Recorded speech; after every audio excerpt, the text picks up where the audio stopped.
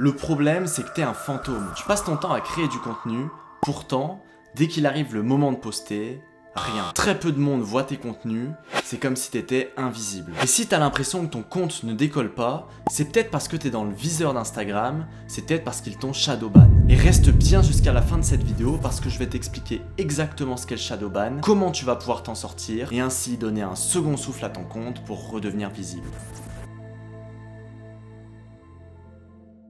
Pour garder un climat de bienveillance sur Instagram et sur la plateforme, pour que les gens restent et consomment les contenus, ils ont mis différentes règles. Ces règles, on va les voir juste après, mais le problème c'est que si on ne le respecte pas, Instagram va nous punir. Et ils vont pouvoir nous punir à différents niveaux. Le premier niveau, ça va être le shadowban, et c'est ce qui est le plus traître, parce que Instagram ne vont pas montrer nos contenus à d'autres personnes, et donc ils vont un petit peu nous bloquer, limiter notre portée, sans même qu'on s'en rende compte. Et le deuxième niveau qui est beaucoup plus grave, c'est qu'ils vont nous bloquer avec tout ce qui va être action restreinte dans un premier temps, pour nous empêcher d'envoyer des messages, ou encore nous empêcher de regarder des stories, puis en pouvant nous bloquer définitivement nos comptes dans un second temps. Le truc qui est intéressant avec ça, c'est que quand on est bloqué, on le sait. Mais ce qui est traître avec le shadowban, c'est qu'ils peuvent nous limiter sans même en avoir conscience. Et peut-être que toi aussi tu es shadowban, peut-être que tes posts ont peu de portée parce que Instagram t'ont limité, et justement on va voir comment savoir si on est shadowban ou non.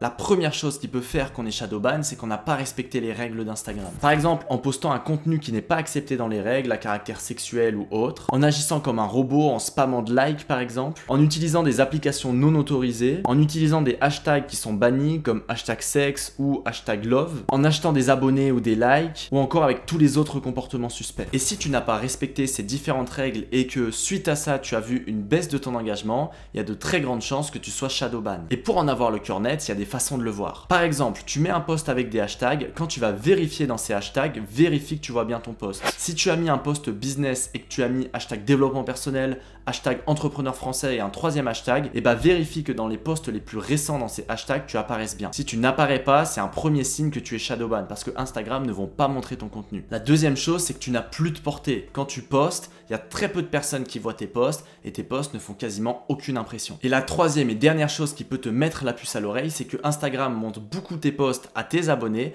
mais montre peu tes posts à une audience en dehors de tes abonnés. En fait, ils vont se restreindre aux personnes qui te suivent déjà et ils vont te rendre un petit peu invisible aux personnes qui ne te suivent pas. Et ce qui est dommage, c'est que ça va empêcher ton compte de se développer. Donc si tu te reconnais dans ces différents points, on va voir exactement comment en sortir. Mais juste avant, si c'est pas encore fait, n'hésite pas à liker la vidéo pour la référencer.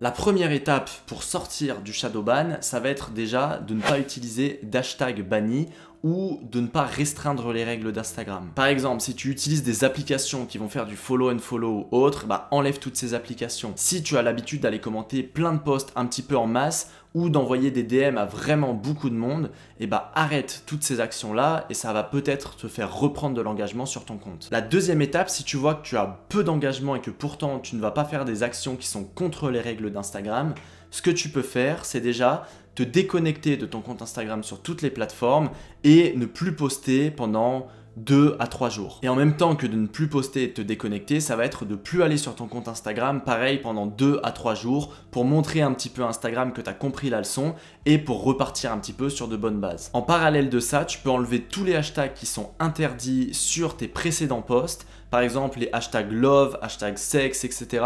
Je sais qu'il y a plein de hashtags, même à premier abord, où on peut se dire, ok, c'est des hashtags un peu normaux comme hashtag Reels, mais ils sont un peu mis de côté par rapport à Instagram. Et c'est des hashtags qui peuvent un peu vous shadowban votre compte parce que c'est utilisé dans des fins qui sont pas terribles, parce qu'il y a plein de personnes qui ont signalé ces hashtags-là, donc il vaut mieux pas les utiliser. Et pour savoir quels sont les hashtags interdits ou non, je te conseille simplement de taper sur Google et tu vas pouvoir trouver des listes très simplement. En parallèle de ça, il y a une troisième action que tu vas pouvoir faire qui peut être intéressante, ça va être de mettre un petit peu de publicité sur Instagram, c'est-à-dire de sponsoriser un post avec par exemple 1 € par jour. En fait, ça va montrer un bon signal à l'algorithme, tu vas payer pour mettre tes posts en avant, donc ça peut aussi relancer la croissance de ton compte. Et tu n'as pas besoin de dépenser des centaines d'euros, juste 1 € par jour sur 1 ou 2 semaines, c'est largement suffisant. Maintenant, imaginons que tu as fait tout ça, que tu as laissé ton compte un petit peu en pause, que tu as promotionné un post, etc., que tu ne fais pas du tout d'actions qui sont contre les règles d'Instagram et pourtant tu as peu d'engagement, et bien en fait, c'est peut-être pas que tu es shadowban,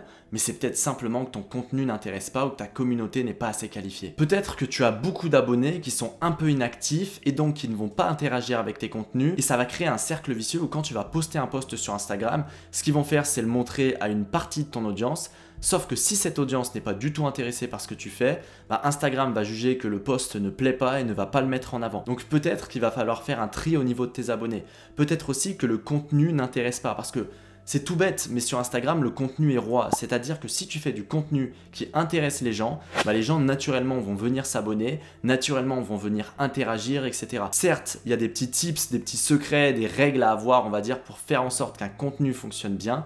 Mais la règle et la base de tout sur Instagram, c'est le contenu est roi. Donc peut-être qu'il va falloir que tu revoies ton contenu. Peut-être qu'il va falloir que tu retravailles certains axes de tes publications, etc. Ou peut-être tout simplement que tu postes du contenu que tu juges intéressant, mais qu'il ne décolle pas et que vraiment ton engagement est pourri. Il se peut que ton compte a été shadowban à un moment et qu'en fait il a été tellement shadowban que Instagram t'ont tellement mis de côté que ça va être très difficile de revenir. Par exemple, je le vois avec des personnes qui ont suivi 5000 personnes d'un coup il y a 2-3 ans et qui ont 5000 abonnements, sauf que Instagram ont tellement mis de côté ces comptes-là que c'est très difficile de les faire repartir, même en remettant le compte assez clean. Donc des fois, ça peut être plus avantageux de repartir sur un nouveau compte, de repartir de zéro pour recréer de la croissance et essayer de repartir sur une courbe un peu exponentielle plutôt que d'essayer de s'épuiser à poster du contenu qui de toute façon ne va pas marcher. Bon, j'espère que cette vidéo vous aura plu, j'espère avoir mis un peu de lumière sur ce qu'était le shadowban, comment en sortir, pourquoi on pouvait être shadowban et comment l'éviter à tout prix,